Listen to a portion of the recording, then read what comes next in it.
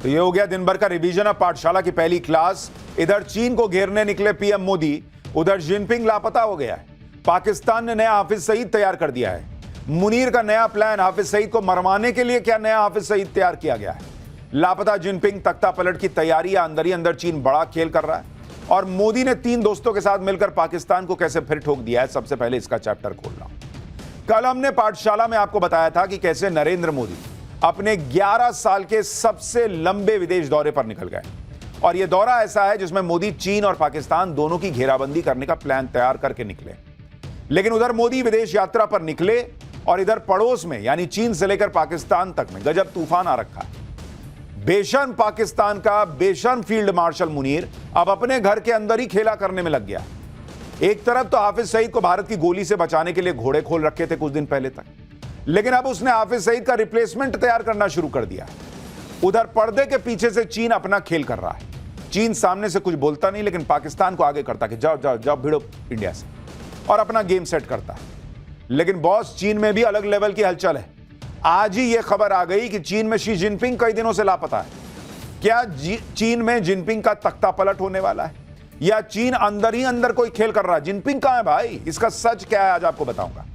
लेकिन आप यह भी देखिए कि चीन में हड़कंप इस बात से भी मचा है कि मोदी जिस विदेश यात्रा पर निकले हैं वो तो चीन की दादागिरी का दी एंड कर देगा।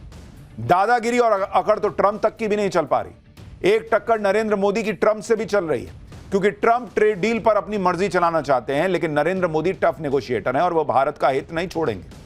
इसलिए हर बात में ट्रंप की मर्जी चलेगी, ऐसा नरेंद्र मोदी के सामने तो ना चलेगा बॉस। ट्रंप की सारी अकड़ कुछ ही दिन में निकलने वाली है। पाकिस्तान, चीन से लेकर अमेरिका तक सबसे मोदी कैसे टकरा रहे हैं और इस टक्कर में हो क्या रहा है। पाकिस्तान कैसे दूसरा हाफिज सईद तैयार कर रहा है, जिनपिंग कहां गायब हैं, आज सब कुछ बताऊंगा। लेकिन पहले इस तूफान की एक झलक देखिए।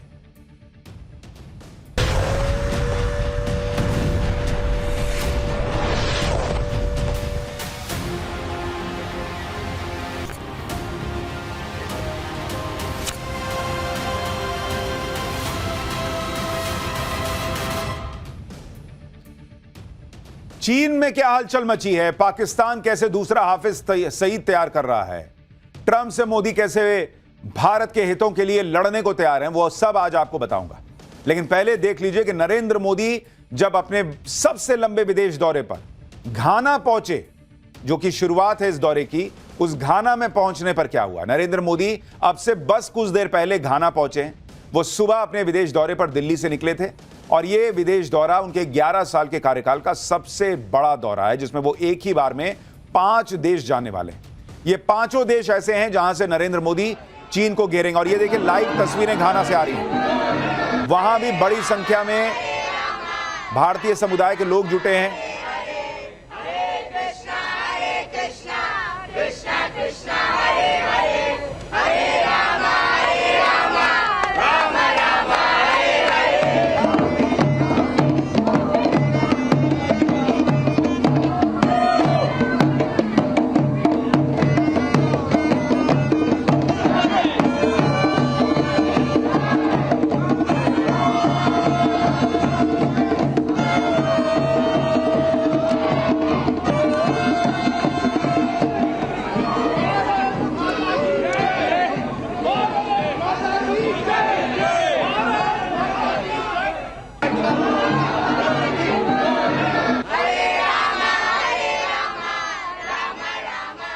ये आपको एक्सक्लूसिव तस्वीरें दिखा रहा हूं अब से बस थोड़ी देर पहले। प्रधानमंत्री नरेंद्र मोदी जब घाना पहुंचे हैं तो क्या हुआ, और 5 देशों का दौरा है जिसमें पहला स्टॉप अफ्रीका का देश घाना है। पीएम मोदी जब घाना पहुंचे तो प्लेन से उतरते ही एक छोटी सी बच्ची ने उनका स्वागत किया। ये तस्वीरें देखिए।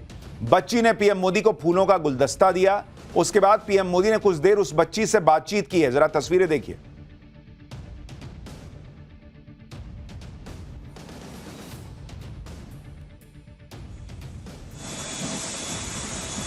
इतना ही नहीं, खुद घाना के राष्ट्रपति प्रधानमंत्री नरेंद्र मोदी को रिसीव करने के लिए एयरपोर्ट पहुंच गए।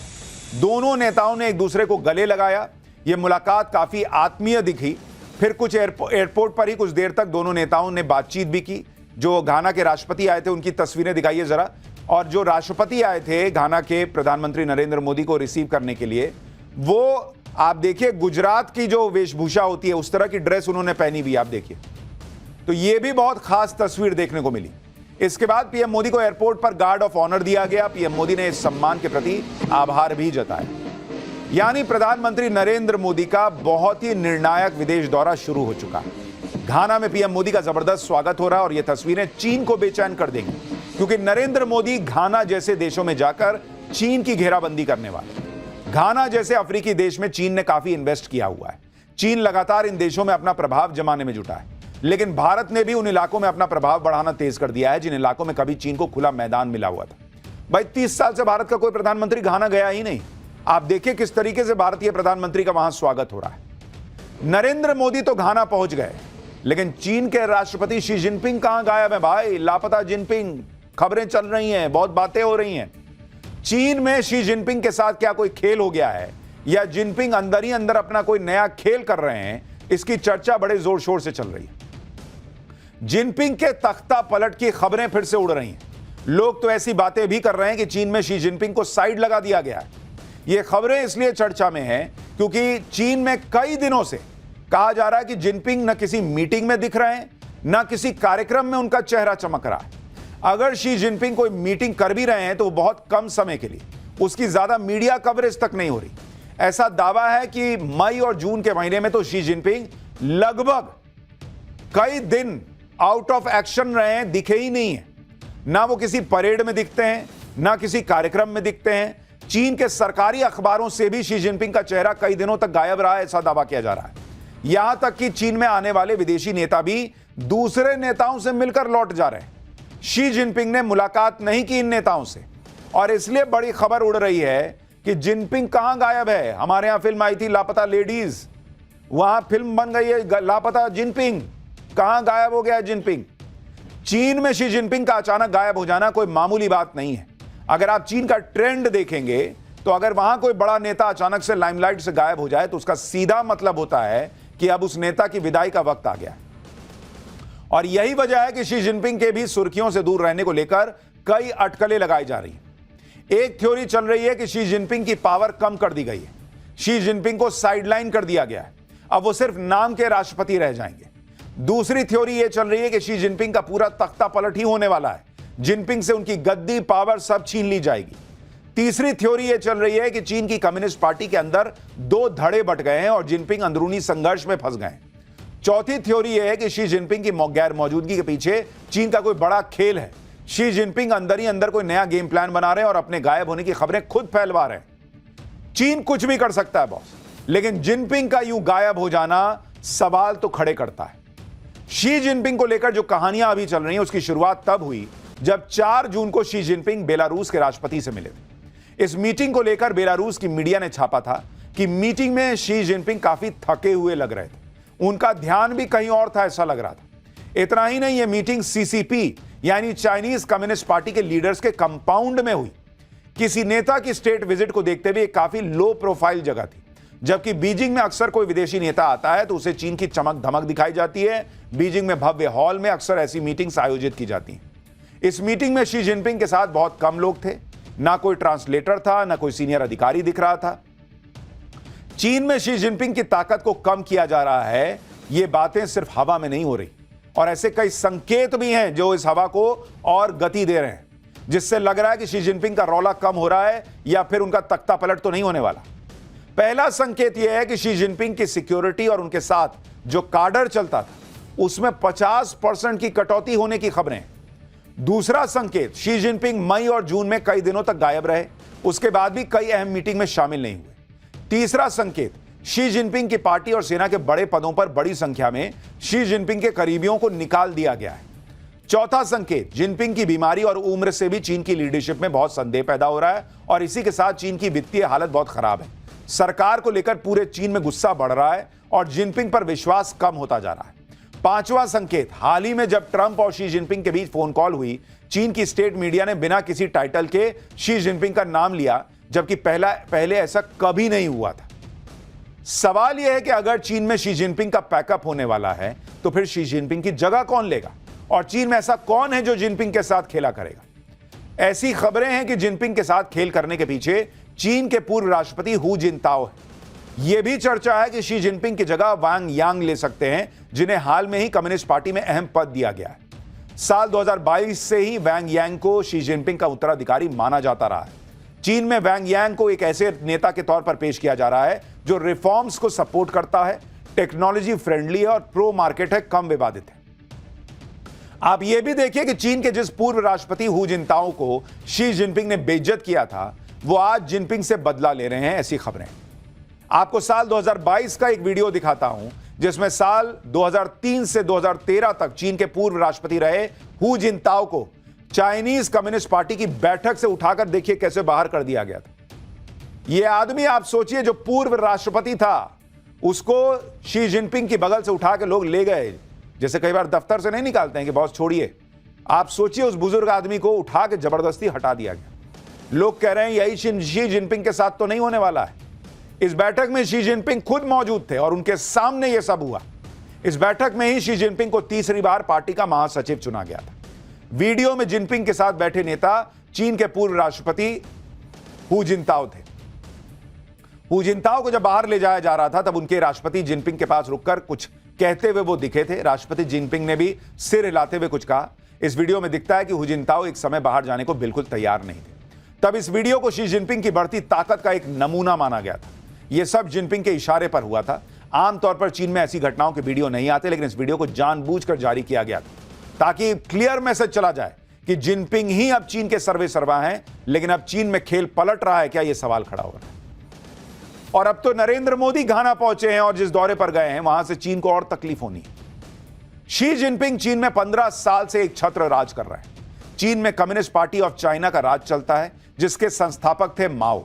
माओ के निधन के बाद कोई भी नेता लगातार तीसरी बार सत्ता तक नहीं पहुंचा, लेकिन जिनपिंग अपने प्रभुत्व का इस्तेमाल करते हुए पार्टी के नियम उन्होंने बदल डाले। जिनपिंग को तीसरी बार पार्टी का प्रमुख और चीन का राष्ट्रपति बनाने के लिए पार्टी का 40 साल पुराना नियम बदल दिया गया। चीन में 1982 में राष्ट्रपति के लिए 10 साल के कार्यकाल का नियम बना था, लेकिन लगातार तीसरी बार शी जिनपिंग को कम्युनिस्ट पार्टी ऑफ चाइना का महासचिव चुन लिया गया और इस पद पर रहने वाला शख्स ही चीन का राष्ट्रपति और चीन की सेना का कमांडर होता है।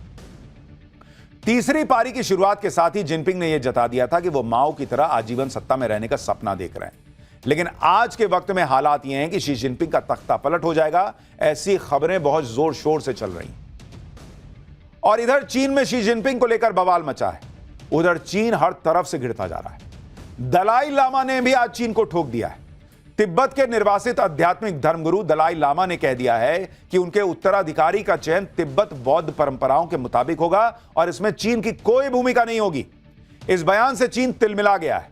चीन का कहना है कि दलाई लामा के उत्तराधिकारी को चीन की मंजूरी लेनी होगी, चीन के रीति रिवाजों का पालन करना होगा।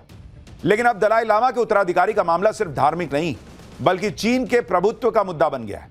चीन ने 1951 में तिब्बत पर कब्जा कर लिया था और दलाई लामा ने भारत में शरण ले ली थी। चीन में जिनपिंग अंदर ही अंदर क्या खेल कर रहा है, यह किसी को नहीं पता, लेकिन पाकिस्तान में वहां का आर्मी चीफ असीम मुनीर क्या खेल कर रहा है, अब उसके बारे में भी बताता हूं। और यह सबको पता चल गया है। पाकिस्तान का फर्जी फील्ड मार्शल असीम मुनीर नया प्लान बनाने में जुटा हुआ है। असीम मुनीर पाकिस्तान में दूसरा हाफिज सईद तैयार करने लगा है। पहले वाले हाफिज सईद को तो पाकिस्तान ने बंकर में छुपा कर रखा है, लेकिन अब दूसरा हाफिज सईद कौन है, उससे मिलवाता हूं। आप ये वीडियो देखिए। इसमें पाकिस्तान का नया हाफिज सईद गली गली घूम रहा है, लोगों से मिल रहा है, नुक्कड़ सभाएं कर रहा है। पाकिस्तान का यह नया हाफिज सईद कोई और नहीं बल्कि पहलगाम अटैक का मास्टरमाइंड सैफुल्लाह कसूरी है, जो अब पाकिस्तान का नया आतंकी हीरो बन गया है। वो जहां जा रहा है उसके समर्थकों का हुजूम उमड़ पड़ता है। एक जमाने में यही हाफिज सईद के साथ होता था। पाकिस्तान की सेना हाफिज सईद को इसी तरीके से नेता टाइप दिखाने का प्रयास करती थी, लोगों के बीच जाता था, आतंकी बनाता था। आज सैफुल्लाह वही काम कर रहा है जो कभी हाफिज सईद करता था। पहलगाम अटैक को अंजाम देने के बाद से ही सैफुल्लाह कसूरी फुल कॉन्फिडेंस में और वो खुद को नया हाफिज सईद माने बैठा है। आतंकी कसूरी का ये कॉन्फिडेंस यूं ही नहीं है। सूत्रों के मुताबिक आर्मी चीफ असीम मुनीर ने कसूरी को पहलगाम अटैक के इनाम के तौर पर लश्कर का नया चीफ बनाने का वादा कर दिया है। इसके बाद आतंकी सैफुल्लाह कसूरी ने लश्कर तैयबा में हाफिज सईद की पोजीशन लेना शुरू भी कर दिया है। इतना ही नहीं, हाफिज सईद की पॉलिटिकल पार्टी पर भी अब सैफुल्लाह कसूरी का पूरा कंट्रोल बढ़ रहा है। यानी धीरे धीरे ऐसा लग रहा है कि हाफिज सईद को पाकिस्तान की सेना ही निपटा दे रही है, क्योंकि उनको लग रहा है कि भाई हाफिज सईद बहुत फायदे का रहा नहीं। सैफुल्लाह ये नया माल लेके आए हैं जो नए तरीके से आतंकी तैयार करता है। सैफुल्लाह कसूरी ने खुद को लश्कर तैयबा में चीफ के तौर पर खुद को प्रोजेक्ट करना शुरू भी कर दिया है। वो अब पाकिस्तान में अपनी पॉलिटिकल ब्रांड बिल्डिंग शुरू कर चुका है और यह तब हो रहा है जब 2 दिन पहले ही असीम मुनीर ने भारत के खिलाफ एक बार फिर वैसा ही जहर उगला है जैसा पहलगाम अटैक से ठीक पहले उगला था। इसलिए आशंका तो जताई जा रही है कि पाकिस्तान में एक बार फिर फौज और आतंकवादियों ने मिलकर भारत के खिलाफ साजिश रचनी शुरू कर दी है, क्योंकि सैफुल्लाह कसूरी और मुनीर की बॉन्डिंग तो पहलगाम अटैक के दौरान दिखाई दे दी थी। आतंकी कसूरी ने खुद कबूल किया था कि उसे पाकिस्तानी फौज और सरकार का जबरदस्त सपोर्ट है। अब सवाल है कि मुनीर ने कसूरी का ही अगला हाफिज बनना क्यों तय किया। इसकी भी बड़ी सॉलिड वजह है।